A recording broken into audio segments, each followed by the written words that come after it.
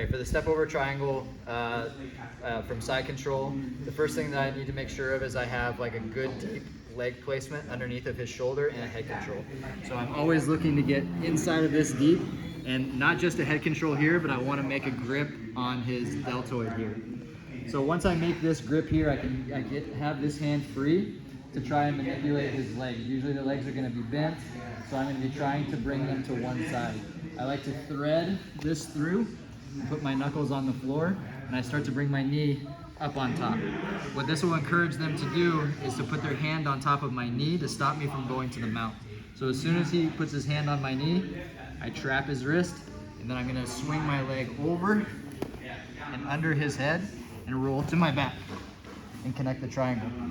Now, the nature of this position is going to have a hand on this side of my body a lot. So what I tend to like to do is make a gable grip on my hands and start to bridge my hips up and pull his head into his shoulder to make the choke. So I'm not pulling him straight down, but more across. So again, from a little different angle here. All right, so we have a deep side control. My hip is underneath of his shoulder, and I have a grip under his head and into his pec.